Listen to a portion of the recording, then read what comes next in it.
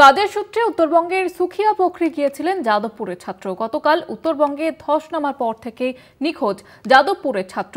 Diamond হারবারের বাসিন্দা হিমাদ্রি পুরকাইত তৃতীয় বর্ষের পড়ুয়া।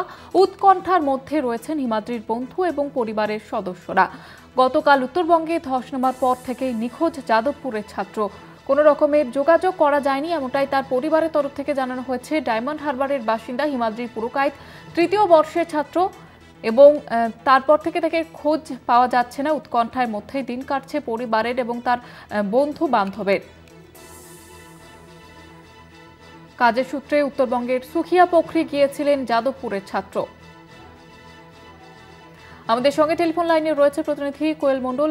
কোয়েল, কি জানাচ্ছেন তার পরিবারের লোকজন? একদমই জহিতা, দেখো, পরিবার সূত্রে যেমনটা জানা গিয়েছে, কাজের সূত্রে উত্তরবঙ্গের সুখিয়া পোখরিতে গিয়েছিল ডায়মন্ড হারবারের তরুণ, পারুলিয়া উপকূল থানার কামারপুল এলাকার বাসিন্দা বছর 25-এর হিমাদ্রি পুরকাইত। হিমাদ্রি যাদবপুর বিশ্ববিদ্যালয়ের সমাজতত্ত্ব বিভাগের তৃতীয় বর্ষের ছাত্র। কখনো ট্যুর গাইড হিসেবে, কখনো স্বেচ্ছাসেবক হিসেবে বিভিন্ন পাহাড়ি এলাকায় কাজ করতেন তিনি। গায়ক হিসেবেও তার যথেষ্ট সুনাম ছিল।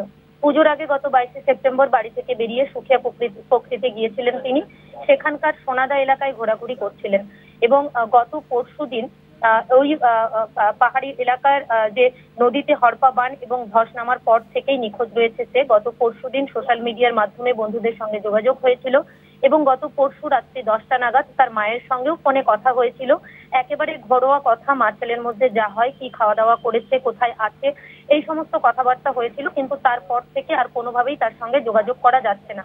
এবং উত্তরবঙ্গের এই যে ভয়াবহ দুর্যোগ পরিস্থিতি, সেই পরিস্থিতি বিভিন্ন সোশ্যাল মিডিয়া এবং সংবাদ মাধ্যমে দেখার পর যেহেতু ছেলের সঙ্গে কোনোভাবে যোগাযোগ করা যাচ্ছে না, স্বাভাবিকভাবেই কিন্তু হিমাদ্রির পরিবারের লোকজন তারা যথেষ্ট দুশ্চিন্তায় রয়েছেন, উদ্বিগ্নের মধ্যে রয়েছেন। ইতিমধ্যেই গতকাল রাতেই ডায়মন্ড হারবারের সাংসদ অভিষেক বন্দ্যোপাধ্যায়ের নির্দেশে পর্যবেক্ষক শামীম আহমেদের নেতৃত্বে একটি প্রতিনিধি দল তার পরিবারের সদস্যদের সঙ্গে কথা বলেন হিমাদ্রির বাবা প্রশান্ত পুরকাইত এবং মা শুক্লা পুরকাইতের সঙ্গে। এই প্রতিনিধি দল তারা যেমনটা জানাচ্ছেন যে নিখোঁজ ছাত্রের পরিবারের পাশে তারা থাকছেন এবং সব রকম সহযোগিতা করার বার্তাও পাঠিয়েছেন অভিষেক বন্দ্যোপাধ্যায়।